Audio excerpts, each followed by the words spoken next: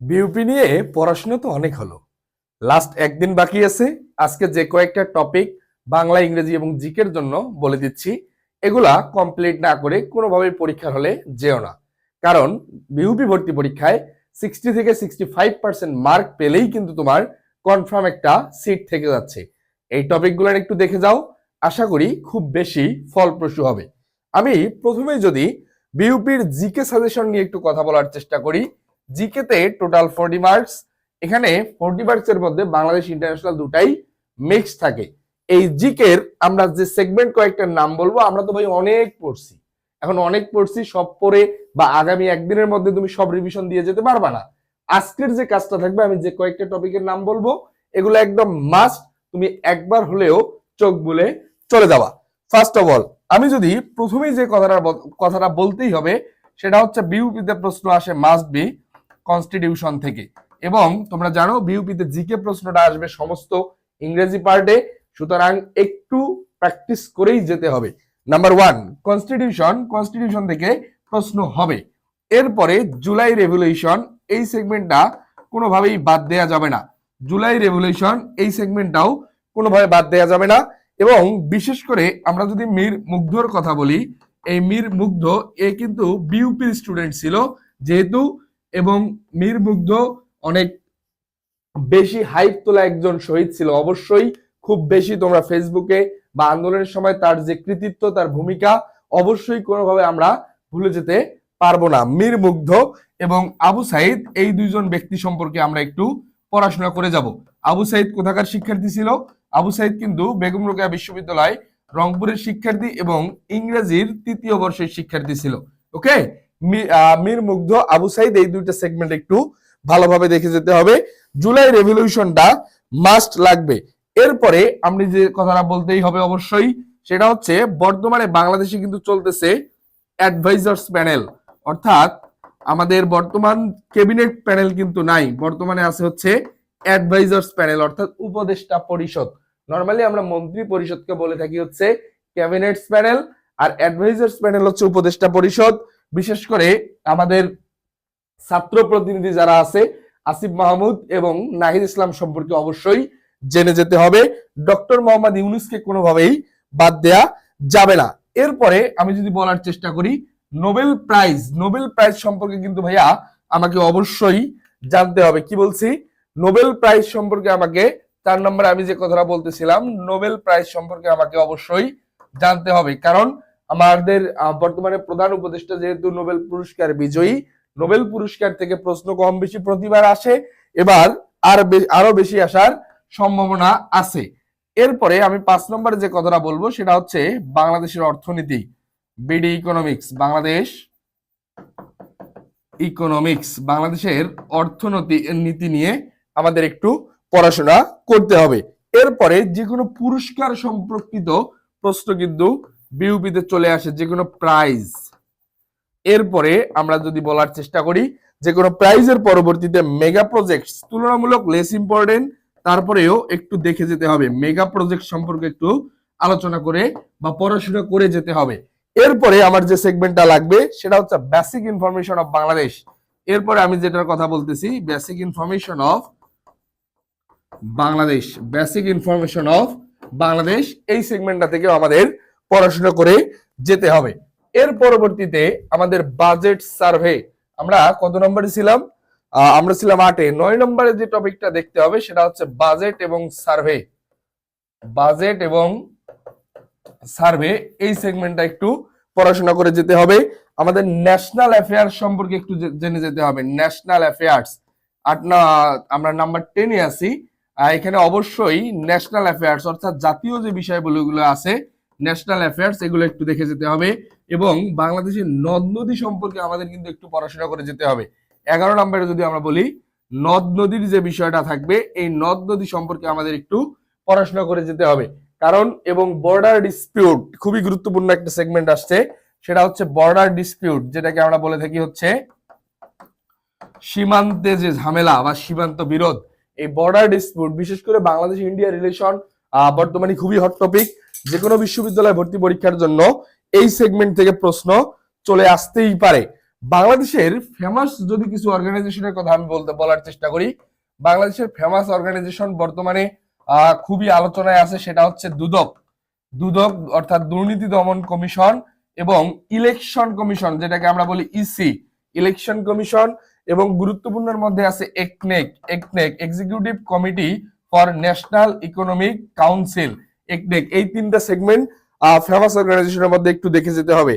এরপরে আমাদের যে বিষয়টা লাগবে সেটা হচ্ছে পরিবেশ নিয়ে যত চুক্তি, পরিবেশ নিয়ে যত চুক্তি, পরিবেশ নিয়ে যত আলোচনা, পরিবেশ এবং জলবায়ু, এই দুই সেগমেন্ট থেকে যত চুক্তি হয়েছে, যত আলোচনা হয়েছে, এই সেগমেন্টটা এখান থেকে চুক্তি আসতে পারে এবং এখান থেকে বিভিন্ন কনভেনশন গুলান চলে আসতে পারে। কনভেনশনের স্থান, কনভেনশনের সাল, কনভেনশনের ডেট, কনভেনশনের উদ্দেশ্য সবকিছুই কিন্তু চলে আসে। এরপরে আমি যদি বলার চেষ্টা করি পরিবেশ আইন, ও হ্যাঁ, এখান থেকে যে কোনো অ্যাক্ট, পরিবেশ অ্যাক্ট, এই অ্যাক্টও কিন্তু চলে আসতে পারে। এরপরে আমাদের যে বিষয়গুলো একটু দেখতে হবে সেটা হচ্ছে ফেমাস বুকস অথর, যে কোনো বিখ্যাত বইয়ের author, famous books author, famous books author অর্থাৎ যে কোনো বিখ্যাত বইয়ের যে রাইটারের নামগুলো আছে, এই সেগমেন্টটা একটু দেখতে হবে। এই ফেমাস বুকস অথর, এই জিনিসটা অবশ্যই লাগবে। এরপরে আমি যদি বলতে থাকি মার্টায়ার্স অফ জুলাই রেভলিউশন, জুলাই রেভলিউশনের যে শহীদ গুলান ছিল, martyrs of July revolution, martyrs of July revolution, এই সেগমেন্টটুকু একটু দেখতে হবে। অর্থাৎ জুলাই রেভলিউশনের সমস্ত শহীদ, এই বিষয়টা মাস্ট লাগবে। এরপরে আমি যে কথাটা বলার চেষ্টা করছি, জিকের মধ্যে আমার সাম্প্রতিক পার্টটা থেকে খুব বেশি প্রশ্ন আসে, সাম্প্রতিক পার্টটা থেকে খুব বেশি প্রশ্ন আসে। অর্থাৎ সাম্প্রতিক সেগমেন্টটুকু বিশেষ করে জুলাই রেভলিউশন সময় এবং জুলাই রেভলিউশন পরবর্তী বাংলাদেশ, কি বলছি, জুলাই রেভলিউশনের পিরিয়ড এবং জুলাই রেভলিউশনের পরবর্তী, এই দুই সেগমেন্টটা একটু খুব গুরুত্ব দিয়ে দেখার চেষ্টা করতে হবে। এরপরে আমাদের বর্তমানে খুবই হট টপিক হচ্ছে সিরিয়া রেভলিউশনটা, বর্তমান সময়ের খুবই হট টপিক, যেহেতু বাশার আল আসাদ, সিরিয়া রেভলিউশনের ক্ষেত্রে আমাদের যে জিনিসটা লাগবে, সিরিয়া রেভলিউশন, এখানে আমাদের যে জিনিসটা লাগবে, বাশার আল আসাদ প্রায় 24 বছর শাসন করেছে এবং তার বাবার আমল সহকারে প্রায় 40 ইয়ার্স, এবং এই বাশার আল আসাদ সম্পর্কে আমাদের একটু পড়াশোনা করে যেতে হবে, সিরিয়া সম্পর্কে একটু পড়াশোনা করে অবশ্যই যেতে হবে। বাশার আল আসাদ খুবই রিসেন্টলি এখান থেকে পদত্যাগ করতে বাধ্য হয়েছে, এই জিনিসটা লাগবে। এবং আমাদের এখানকার মধ্যে আরো যদি আমরা কিছু স্বৈরশাসকের কথা বলি, মুয়াম্মার আল গাদ্দাফি, যিনি লিবিয়া শাসন করেছিলেন 42 বছর, মুয়াম্মার আল গাদ্দাফি, এই সেগমেন্টটা একটু দেখার চেষ্টা করতে হবে। মুয়াম্মার আল গাদ্দাফি, এই সেগমেন্টটা একটু দেখার চেষ্টা করবে। এ হচ্ছে 42 বছর শাসন করেছিল লিবিয়া, 42 বছর শাসন করেছিল সে কি, লিবিয়া। ভাই আমি তোমাকে যে বিষয়টা বলার চেষ্টা করতেছি খুবই গুরুত্বপূর্ণ, আমার কাছে যেগুলা মনে হয়েছে সেগুলা, তুমি কিন্তু আজকে চাইলেও সবগুলা আসলে একদিনে পড়ে যেতে পারবা না, কিন্তু যে বিষয়গুলো পড়ে না গেলে হয়তোবা ক্ষতির শিকার হতে পারো, এই বিষয়টা একটু দেখতে হবে। এরপরে ইন্টারন্যাশনাল অর্গানাইজেশন, ইন্টারন্যাশনাল অর্গানাইজেশনের ক্ষেত্রে আমরা যদি বলার চেষ্টা করি, ইন্টারন্যাশনাল অর্গানাইজেশনের ক্ষেত্রে জাতিসংঘ এবং আদার্স, ইউএন এন্ড আদার্স, অর্থাৎ জাতিসংঘ এবং এর অঙ্গ সংস্থাগুলোর একটু দেখে যাওয়ার চেষ্টা করবা। জাতিসংঘ এবং এর অর্গানাইজেশন এবং কনফারেন্স, কনফারেন্স গুলান একটু গুরুত্বপূর্ণ, বিশেষ করে ইউনুস সাহেব, আমাদের ডক্টর ইউনুস যেসব কনফারেন্সে ছিল, বিশেষ করে ডক্টর ইউনুস যেসব কনফারেন্সে ছিল, এই কনফারেন্স গুলো একটু ভালো করতে দেখতে হবে। ইন্টারন্যাশনাল যে কোনো অর্গানাইজেশনের কনফারেন্স গুলো একটু দেখতে হবে। আমাদের স্পোর্টস, স্পোর্টস যদি দেখার চেষ্টা করি, স্পোর্টস দেখার ক্ষেত্রে আমাকে যে জিনিসটা মাথায় রাখতে হবে সেটা হচ্ছে খুব রিসেন্টলি বাংলাদেশ আন্ডার-19 টিম, এরা হচ্ছে বাংলাদেশ আন্ডার-19 টিম খুব রিসেন্টলি ইন্ডিয়াকে হারিয়ে এশিয়া কাপ জিতছে, ইন্ডিয়াকে হারায়া এশিয়া কাপ জিতছে। এখানকার ক্ষেত্রে তোমাকে যে জিনিসটা মাথায় রাখতে হবে সেটা হচ্ছে অবশ্যই এই ম্যাচের ক্যাপ্টেন কে ছিল, ম্যান অফ দ্য ম্যাচ এবং ম্যান অফ দ্য টুর্নামেন্ট, এবং খেলা অনুষ্ঠিত হওয়ার যে ভেন্যুটা, এগুলা কিন্তু পরীক্ষায় বারবার চলে আসতে দেখা যায়। স্পোর্টস সম্পর্কে বাংলাদেশের রিসেন্ট অ্যাচিভমেন্ট, এখানে যে জিনিসটা মাথায় রাখতে হবে, বাংলাদেশের রিসেন্ট অ্যাচিভমেন্ট গুলো একটু মাথায় রাখতে হবে। এবং নারী ফুটবল টিম, সাব টিম, এগুলো সবগুলো সম্পর্কে, অর্থাৎ রিসেন্ট বাংলাদেশ যত অ্যাচিভমেন্ট করছে এই বিষয়গুলো সম্পর্কে আমাকে অবশ্যই জানতে হবে। যে কোনো গুরুত্বপূর্ণ ট্রিটিস অর্থাৎ যে কোনো গুরুত্বপূর্ণ চুক্তি সম্পর্কে আমাকে একটু আইডিয়া রাখতে হবে। বিশেষ করে গুরুত্বপূর্ণ চুক্তির মধ্যে যেগুলো রিসেন্টলি হয়েছে অবশ্যই এই জিনিসগুলো রাখতে হবে। এরপরে লিটারেচার, সং, পোয়েম এবং ফিল্ম, এগুলোর অথরের নাম আসে। কি কি বলছি ভাইয়া? Literature, song, literature, song, poem এবং film. Literature, song, poem, theme, এগুলার অথরের নাম পরীক্ষায় চলে আসে। এই সেগমেন্টটুকু একটু দেখতে হবে। যেহেতু প্রতিটা প্রশ্নই জিকের আমাদের ইংরেজি পার্টে হবে, অবশ্যই এগুলো একটু দেখে যাবা। এবং ব্রিটিশ আমলটা একটু দেখবা, ব্রিটিশ শাসন, বিশেষ করে ব্রিটিশ শাসন অর্থাৎ ব্রিটিশ রুল, এই অবস্থাটা একটু দেখতে হবে। এবং 1885 থেকে আমাদের 1947 পর্যন্ত যে সেগমেন্টটা ছিল, এখানের এই সালগুলো একটু গুরুত্বপূর্ণ সাল আমি যদি বলার চেষ্টা করি। 1885-তে হচ্ছে কংগ্রেস প্রতিষ্ঠা, 1903-এ ছিল আমাদের বঙ্গভঙ্গর যে প্রস্তাব, 1905-এ বঙ্গভঙ্গ কার্যকর হয়, 1906-এ মুসলিম লীগ প্রতিষ্ঠা, 1909-এ মরলি মিন্টো সংস্কার আইন, 1911-তে ছিল হচ্ছে বঙ্গভঙ্গ রদ, 1913-তে হচ্ছে নাথান কমিশন গঠন, 1914-তে প্রথম বিশ্বযুদ্ধ শুরু, 1917-তে গুরুত্বপূর্ণ হচ্ছে নাথান কমিশন ফেল করে যেহেতু বিশ্বযুদ্ধের কারণে, 1917-তে হয়েছে ঢাকা বিশ্ববিদ্যালয় প্রতিষ্ঠার জন্য স্যাডলার কমিশন। আবার 1920-এ ঢাকা বিশ্ববিদ্যালয় অ্যাক্ট পাস হয়েছিল দিল্লির বিধানসভায়, 1921-এ হয়েছে ঢাকা বিশ্ববিদ্যালয় প্রতিষ্ঠা। এই যে গুরুত্বপূর্ণ সালগুলো, এগুলো একটু দেখতে হবে। 1935 সাল লাগবে, 1940, 1943-এ দুর্ভিক্ষ ছিল, 1 কোটি মানুষ মারা গেছে, 1945-এ আমাদের কি হয়েছে জাতিসংঘ প্রতিষ্ঠা, ইউএন। আর 1917-এর পরে আমাকে একটা জিনিস লাগবে, 1918-তে প্রথম বিশ্বযুদ্ধ স্টপ হয়ে গেছে আনঅফিসিয়ালি, বাট অফিসিয়ালি স্টপ হয়েছে 1919-এ। সেটা হচ্ছে তখন ছিল জাতিপুঞ্জ, যেটাকে আমরা লিগ অফ নেশনস বলতাম। লিগ অফ নেশনস প্রতিষ্ঠার মাধ্যমে 1919-এ কি হয়েছিল, যা প্রথম বিশ্বযুদ্ধ অফিসিয়ালি স্টপ হয়েছে। 1945 গেল, 47-এ পাকিস্তান ভারতের যে ডিভাইডেশন ব্রিটিশ রুল থেকে, 14ই আগস্ট ছিল পাকিস্তান, 15ই আগস্ট ভারত স্বাধীনতা লাভ করে। এই সালগুলো একটু গুরুত্বপূর্ণ অবস্থায় দেখতে হবে। এরপরে পূর্ব পাকিস্তানের আমলে যদি আমরা দেখার চেষ্টা করি, 52-র ভাষা আন্দোলন, 54-র গণ অভ্যুত্থান, 58-র সামরিক শাসন, 62-র শিক্ষা আন্দোলন, 66-র 6 দফা, 68-র আগরতলা, 69-এর গণ অভ্যুত্থান, 70-এর নির্বাচন। এই সেগমেন্টটুকু অবশ্যই একটু পাকিস্তান পিরিয়ডটা আমাদেরকে একটু দেখতে হবে। এবং খুবই গুরুত্বপূর্ণ একটা সেগমেন্ট আমি এড়িয়ে গিয়েছি, সেটা হচ্ছে ইন্ডেক্স। কি বলছি ভাইয়া? ইন্ডেক্স, অর্থাৎ যে কোনো সূচক, বর্তমানে মানবাধিকার সূচকে কে প্রথম, শান্তি সূচকে কোন দেশ, এই যে সূচক গুলান থেকে কিন্তু প্রশ্ন চলে আসে। মোটামুটি জিকের এই সেগমেন্ট গুলো একটু দেখার চেষ্টা করবা। এরপরে আমরা যদি একটু ইংরেজির কথা বলার চেষ্টা করি, ইংরেজিতে আমাদের দুইটা সেগমেন্ট থেকে প্রশ্ন আসে। আমরা যারা FA/SSC পরীক্ষা দিব, FA/SSC যারা পরীক্ষা দিব, এদের প্রশ্ন মোটামুটি হচ্ছে টেক্সট বুক বেসড। FA/SSC এর হচ্ছে টেক্সট বুক বেসড। আর F/SSS এটা হচ্ছে গ্রামার বেসড। F/SSS এটা কি ভাইয়া?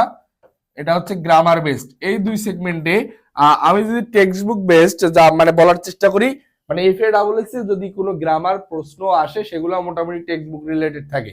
আর F/SSS এ টেক্সট বুক থেকে কম প্রশ্ন আসে, সব মানে সমস্ত প্রশ্নগুলাই গ্রামার থেকে আসার সম্ভাবনা, মানে বিগত বছরে প্রশ্ন অ্যানালাইসিস তাই বলতেছে। আমরা যদি দেখার চেষ্টা করি F/SSS এ আসলে গ্রামারের জন্য আমি কি কি পড়তে পারবো এখন। নাম্বার 1, কন্ডিশনাল সেন্টেন্স লাগবে, কন্ডিশনাল সেন্টেন্স লাগবে। এরপরে লাগবে হচ্ছে টেন্স, এরপরে লাগবে হচ্ছে ভয়েস, এরপরে লাগবে হচ্ছে narration. Conditional sentence, tense, voice আর ন্যারেশন। এরপরে হচ্ছে পার্টস অফ স্পিচ আইডেন্টিফিকেশন আসে, খুবই গুরুত্বপূর্ণ, সেটা হচ্ছে পার্টস অফ স্পিচ আইডেন্টিফিকেশন। কি বলছি ভাইয়া? Parts of speech identification, parts of speech identification, এই সেগমেন্টটা লাগবে। এরপরে আমরা যদি আরো গুরুত্বপূর্ণ একটু দেখার চেষ্টা করি, অবশ্যই আমাদের নাম্বার এবং জেন্ডার থেকে প্রশ্ন আসে এখানে। নাম্বার এবং জেন্ডার এই সেগমেন্টটা থেকে প্রশ্ন আসবে, অর্থাৎ এটার মেসকুলিন নাম্বার দেয়া আছে, ফেমিনিন কত, এই মেসকুলিন জেন্ডার ফেমিনিন জেন্ডার এগুলো থেকে প্রশ্ন আসে, এবং সিঙ্গুলার প্লুরাল নাম্বার থেকেও কিন্তু আমরা প্রশ্ন আসতে দেখেছি। এরপরে আমাকে যে বিষয়টা মাস্ট লাগবে সেটা হচ্ছে ভাইয়া অবশ্যই এখানকার মধ্যে গুরুত্বপূর্ণ আর কিছু আমি লিখে নিয়ে আসছিলাম, number gender conditional embedded question থেকে প্রশ্ন আসে। ইমবেডেড কোশ্চেন এই টপিকটা আমি ফ্রি ক্লাসে দেখাই দেওয়ার চেষ্টা করছি, এবং তোমরা যারা আমার পেইড ব্যাচে ছিলা তাদের আমি ইমবেডেড কোশ্চেন পড়াই দিয়েছি। ইমবেডেড কোশ্চেন এই সেগমেন্টটা থেকে প্রশ্ন আসবে, এবং প্রশ্ন আসার মতো আরো কিছু গুরুত্বপূর্ণ জায়গা হচ্ছে আর্টিকেল থেকে প্রশ্ন আসে, মডাল ভার্বস থেকে প্রশ্ন আসে। আমি কালকে থেকে অ্যানালাইসিস করার পরে বিগত কয়েক বছরের প্রশ্ন দেখার পরে আমি আজকের এই সাজেশনটা বানিয়েছি। আর্টিকেল থেকে প্রশ্ন আসবে, মডাল ভার্বস থেকে প্রশ্ন আসবে, মডাল ভার্বস থেকে প্রশ্ন আসবে, গ্রামেটিক্যাল। আর একটা জিনিস খুবই গুরুত্বপূর্ণ, ভোকাবুলারি এক্সপ্লেনেশন আসে, ভোকাবুলারি এক্সপ্লেনেশন, অর্থাৎ এখানে আসলে তুমি কি বুঝলা। ভোকাবুলারি এক্সপ্লেনেশনে আমরা যে বিষয়টা বুঝতেছি সেটা হচ্ছে ভাইয়া, যেগুলো একটা লাইন দেয়া থাকবে, ওই লাইনে যে কোনো একটা শব্দকে আন্ডারলাইন করা থাকবে, এই শব্দটাকে শব্দটি দ্বারা বাক্যে কি বুঝিয়েছে, এই ভোকাবুলারিটা এক্সপ্লেন করতে বলবে, চারটা অপশনে একটা। ওকে, এই ভোকাবুলারি এক্সপ্লেনেশন এবং সেন্টেন্স কারেকশন জিনিসটা একটু দেখে যাবা। সেন্টেন্স কারেকশনে রাইট ফর্ম অফ ভার্ব থেকে শুরু করে যে কোনো সেগমেন্টে ভুল থাকতে পারে, এই সেন্টেন্স কারেকশন সেগমেন্টটা থেকেও কিন্তু আমরা প্রশ্ন আসতে দেখি। এরপরে আমরা যদি বলার চেষ্টা করি কারেক্ট স্পেলিং অ্যাপ্রোপ্রিয়েট প্রিপজিশন, ওরা মানে এত বেশি প্রশ্ন আসে অ্যাপ্রোপ্রিয়েট থেকে, এখানে আসলে ভোকাবুলারির কোনো বিকল্প নাই। কারেক্ট স্পেলিং আর অ্যাপ্রোপ্রিয়েট প্রিপজিশন এই দুই সেগমেন্টের কোনো বিকল্প নাই, এখান থেকে প্রশ্ন আসবে। অ্যাপ্রোপ্রিয়েট প্রিপজিশন এখানে খুব ভালোভাবে পড়াশোনা করতে হবে, আদারওয়াইজ পসিবল না। কারেক্ট স্পেলিং অ্যাপ্রোপ্রিয়েট প্রিপজিশন খুবই আসে। এরপরে ফ্রেজ ইডিয়ম থেকে প্রশ্ন আসে, ফ্রেজ ইডিয়ম থেকে প্রশ্ন আসে, ওয়ান ওয়ার্ড সাবস্টিটিউশন থেকে প্রশ্ন আসে, one word substitution, one word substitution এই সেগমেন্টটা থেকে প্রশ্ন আসে। মুখস্থ টার্মের মধ্যে ভোকাবুলারি থেকে প্রশ্ন আসে 40টার মধ্যে প্রায় 17-18টা, মানে মুখস্থ পার্টি। সুতরাং ভোকাবুলারি যা পড়ছো, যা নোট করছো, এখন আবার একটু রিকল করে পরীক্ষার হলে যাইতে হবে। এরপরে আমাদের যে বিষয়টা লাগবে সেটা হচ্ছে অবশ্যই আমরা যদি এখন একটু টেক্সট বুকের ইউনিটগুলো একটু দেখার চেষ্টা করি, সেক্ষেত্রে আসলে আমাকে কি কি বাদ দেয়া যাবে না কোনোভাবেই। ফার্স্ট ইউনিটে আমাদের ভোকাবুলারির জন্য 3টা সেগমেন্টই গুরুত্বপূর্ণ, বিশেষ করে নেলসন ম্যান্ডেলা এই সেগমেন্টটা, নেলসন ম্যান্ডেলা গুরুত্বপূর্ণ। এরপরে লাগবে হচ্ছে টু এ ম্যান, সেটাও লাগবে, টু এ ম্যান এই সেগমেন্টটাও কোনোভাবে বাদ দেওয়া যাবে না। এর পরবর্তীতে আমরা যদি দেখার চেষ্টা করি, নেলসন ম্যান্ডেলা গেল, টু এ ম্যান গেল, আমাদের এখান থেকে প্রশ্ন আসবে হচ্ছে ব্রোজেন দাস সেগমেন্টটা গুরুত্বপূর্ণ। ব্রোজেন দাসের যে টেক্সট বুকের লিসনটা আছে, ব্রোজেন দাস এই জিনিসটা একটু দেখে যাবেন। ব্রোজেন দাস এখানকার ভোকাবুলারি গুলো দেখবেন, বিশেষ করে অ্যাডোলেসেন্সের ফুল ইউনিট, ভোকাবুলারির জন্য খুবই গুরুত্বপূর্ণ অ্যাডোলেসেন্সের ফুল ইউনিট, অ্যাডোলেসেন্সের ফুল ইউনিট এটা আসলে পুরোটাই গুরুত্বপূর্ণ, এখান থেকে ভোকাবুলারি এক্সপ্লেনেশন আসার খুবই সম্ভাবনা আছে। এরপরে এটিকেট আর নেটিকেট, আর হচ্ছে এটিকেট অ্যারাউন্ড দ্য ওয়ার্ল্ড, এই দুইটা সেগমেন্ট দেখবেন। ইকো ট্যুরিজম দেখবেন, মাদার্স ইন ম্যানভিল এই সেগমেন্টটা দেখবেন। যে কোনো কবিতা খুবই গুরুত্বপূর্ণ। ড্রিমের যে 3টা লিসন আছে, ড্রিমের 3টা লিসন, এটা কোনোভাবেই বাদ দেয়া যাবে না।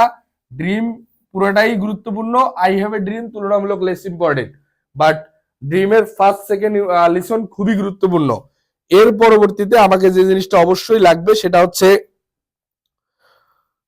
এখানে আরো আমি কিছু ইউনিটের নাম, আমি লিসনের নাম লিখে নিয়ে আসছিলাম, একদম কিন্তু শর্ট করে দেওয়ার চেষ্টা করছি ভাইয়া। অবশ্যই এই সেগমেন্টগুলো কোনোভাবেই শেষ না করে পরীক্ষার হলে যাওয়া যাবে না, কোনোভাবেই শেষ না করে পরীক্ষার হলে যাওয়া যাবে না, কারণ এখান থেকে আসলে প্রশ্ন আসবে। আমেরিগো, ফক মিউজিক এই দুইটা সেগমেন্ট একটু দেখবেন। আমেরিগোর যে প্যাসেজটা ছিল, আমেরিগো, ফক মিউজিক, যেহেতু আমাদের বিউপিতে মোটামুটি শর্ট সিলেবাস ফলো করবে আমরা প্রত্যাশা করতেছি, আমেরিগো, ফক মিউজিক এটা দেখবেন। হোয়াই এডুকেশন, সিভিক এঙ্গেজমেন্ট, আরো দুইটা সেগমেন্ট যদি বলার চেষ্টা করি, সেটা হচ্ছে হোয়াই এডুকেশন একটা লিসন ছিল, হোয়াই এডুকেশন, আর হচ্ছে সিভিক এনগেজমেন্ট। এই দুইটা সেগমেন্ট একটু দেখার চেষ্টা করবেন, হোয়াই এডুকেশন আর হচ্ছে সিভিক এনগেজমেন্ট, এই দুইটা সেগমেন্ট অবশ্যই লাগবে। ড্রিম বলছি, অল পয়েম, পয়েম বাদ দিও না, পয়েম গুলান যেগুলো শর্ট সিলেবাসে আছে এই পয়েম গুলো কোনোটাই বাদ দেওয়া উচিত হবে না। পয়েমের রাইটার গুলান একটু দেখে যাও, রাইটার বা কবি পরিচিতি যেটাকে আমরা বলে থাকি, কবি পরিচিতি, এই জিনিসটা একটু দেখে যাবেন, কোন কবি কোন দেশের, এগুলা কিন্তু পরীক্ষায় চলে আসে।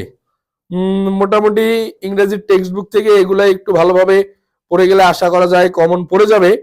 যেহেতু আমাদের 100% নাম্বার লাগতেছে না, আমার 60% হলে চান্স হচ্ছে, আমরা প্রত্যাশা করি এগুলোর মধ্যে থেকে অন্তত 70% প্রশ্ন মোটামুটি কমন থাকবে। এরপরে আমি যদি বাংলা সেগমেন্টটাতে চলে যাই, বাংলার জন্য শর্ট সিলেবাসের মধ্যে থেকে আমি আরেকটু শর্ট করার চেষ্টা করেছি। অবশ্যই অপরিচিতা আমার পথ, অপরিচিতা আমার পথ, এরপরে যে জিনিসটা পড়তেই হবে সেটা হচ্ছে 18 বছর বয়স, অপরিচিতা আমার পথ 18 বছর বয়স, 18 বছর বয়স।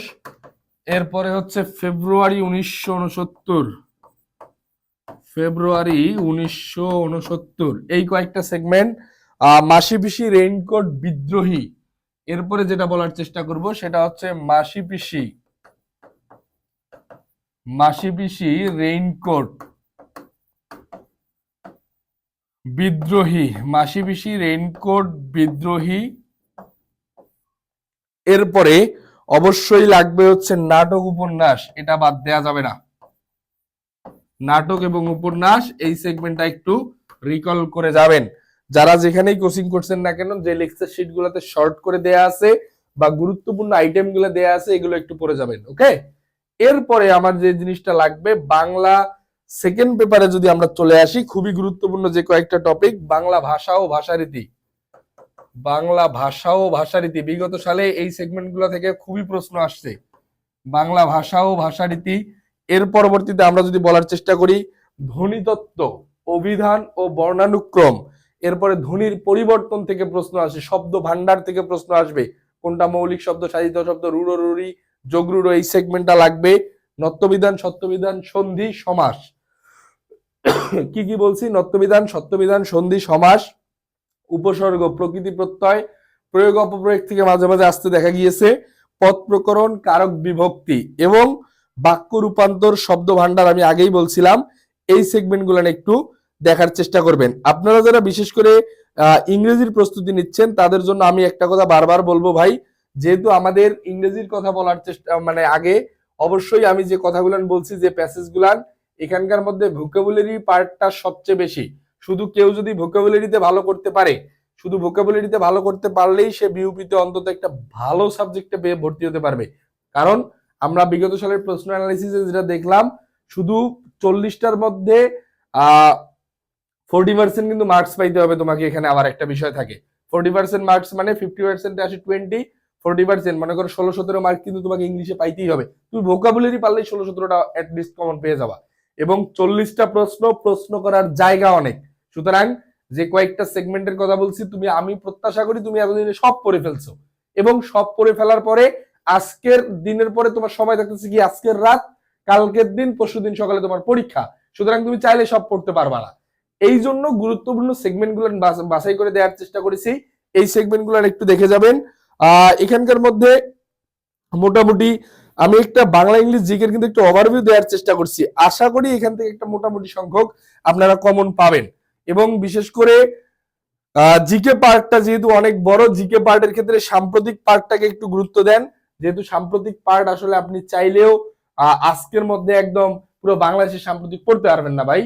গত 2-3 মাসে যা ঘটে গেছে আমি প্রত্যাশা করি আপনারা অলরেডি তা পড়ে ফেলছেন, এবং জাস্ট এই বিষয়টাকে আরেকবার রিকল করবেন। এবং খুবই গুরুত্বপূর্ণ যে সেগমেন্ট গুলো বলার চেষ্টা করছি সবগুলা মেনটেন করে যান। ইংরেজির যে কোনো সমস্যার জন্য অবশ্যই আমাকে জানাতে পারবেন আজকে কালকে। পরীক্ষার হলে যাওয়ার পূর্বে একটা সমস্যার সমাধান করে চলে যান, কারণ এই সমস্যাটাই আল্লাহ না করুক হয়তো বা পরীক্ষার হলে চলে আসতে পারে। ইংরেজির জন্য আমরা ভোকাবুলারি এক্সপ্লেনেশন এই পার্টটুকুকে একটু গুরুত্ব দিব, ভোকাবুলারি এক্সপ্লেনেশন এই পার্টটুকুকে খুবই গুরুত্ব দিব। মানে এটাকে শুধু গুরুত্ব দিলে হবে না, এটাকে খুবই গুরুত্ব দিতে হবে, কারণ এখান থেকে প্রশ্ন খুব বেশি চলে আসছে। এরপরে আমরা যদি বলার চেষ্টা করি, অ্যাপ্রোপ্রিয়েট প্রিপোজিশনের যে পার্টটা বলছি, এই পার্টটাকে বেশি গুরুত্ব দিবেন। যা পড়ছি নতুন করে পড়ার কিছু নাই, এগুলাই পড়বেন এবং প্রিভিয়াস ইয়ার কোয়েশ্চেন সলভ করে যান। প্রিভিয়াস ইয়ার অন্তত প্রিভিয়াস ইয়ার কোয়েশ্চেনের মধ্যে অন্তত যে জিনিসটা মাথায় রাখতে হবে, অন্তত বিগত 5 বছরের FA/SSS এবং F/SSS এই দুইটা সেগমেন্টের একটু প্রশ্ন সলভ করে যাবেন। যেহেতু আমাদের বিউপি বাংলাদেশের এমন একটা পাবলিক বিশ্ববিদ্যালয়, সম্পূর্ণ র্যাগিং মুক্ত, সম্পূর্ণ গেস্টরুম মুক্ত একটা বিশ্ববিদ্যালয়, আপনাদের এই বিউপি যাত্রা খুবই শুভ হবে। এবং যারা ঢাকা বিশ্ববিদ্যালয় ভর্তি পরীক্ষার প্রস্তুতি নিচ্ছেন এবং ইংরেজি অংশ নিয়ে এখন পর্যন্ত খুব বেশি দ্বিধাদ্বন্দ্ব অবস্থায় আছি, তাদের জন্য ঢাকা বিশ্ববিদ্যালয় সহকারে যে কোনো বিশ্ববিদ্যালয় ভর্তি পরীক্ষার ইংরেজি কোর্স আমার চলমান, মাত্র 999 টাকায় ভর্তি হতে পারবেন। ভর্তির জন্য যোগাযোগ 0193407965। এবং যারা বিউপি পরীক্ষাটা দিচ্ছেন, বিউপি পরীক্ষাটাকে একটা লেভেল প্লেইং ফিল্ড মনে করে, যে একটা আমার প্র্যাকটিস ম্যাচ হয়ে যাচ্ছে, এমন কিছু চিন্তা করে কোনো প্রকার নেগেটিভ ইম্প্যাক্ট যাতে পরবর্তী প্রস্তুতিতে না পড়ে, এটা মাথায় রাখতে হবে। চান্স হোক না হোক এটা কোনো ফ্যাক্টরি না, মাথায় রাখতে হবে চান্স পেলে তোমার একটা অপশন বৃদ্ধি পাইলো, তুমি আর পরবর্তীতে কোথাও চান্স না পাইলেও তোমার ভর্তি হওয়ার জায়গা থাকতেছে। সুতরাং বিউপি পরীক্ষাটাকে আজকের এই সাজেশনটা থেকে একটু যা বলছি এই টপিকগুলো বাদ দিয়ে পরীক্ষার হলে যাবেন না। ইনশাআল্লাহ মোটামুটি সংখ্যক কমন পেয়ে যাবেন, যদি পরীক্ষার প্রশ্ন প্যাটার্ন খুব বেশি পরিবর্তন না হয়। সবার জন্য শুভকামনা। এবং বিউপির পরীক্ষাটাকে একটা টেস্ট ম্যাচ মনে করে, আমাদের সামনে আরো অনেক বিশ্ববিদ্যালয় ভর্তি পরীক্ষা বাকি রয়েছে, মানে বিশ্ববিদ্যালয় ভর্তি পরীক্ষাটা আসলে কিরকম হয় বা এর এনভায়রনমেন্টটা কিরকম, এটা কিন্তু বোঝার জন্য বিউপি পরীক্ষাটা খুবই কার্যকরী একটা উপায় হতে পারে। আজকে এ পর্যন্তই। ভিডিওর মানে দেখানো স্লাইডটা এবং অর্থাৎ তোমার সাজেশনে যা যা বলছি, আর তোমরা একটু ভিডিও দেখে খাতায় নোট করে ফেলবা। নোট করে আজকের রাতের মধ্যে ভাই মোটামুটি বাংলা ইংলিশটা শেষ করে কালকে জিকেটা পড়ে পরীক্ষার হলে যাবা। সবার জন্য শুভকামনা আজকে এ পর্যন্তই। এবং তোমাদের সবার খুবই সুন্দর পরীক্ষা হোক, খুব সুন্দর পরীক্ষা দিয়ে মন মানসিকতা ভালো, ফুরফুরে মেজাজ নিয়ে পরবর্তী প্রস্তুতি নিতে পারেন, এই প্রত্যাশায় আজকে এখানে শেষ করছি। আল্লাহ হাফেজ, আসসালামু আলাইকুম।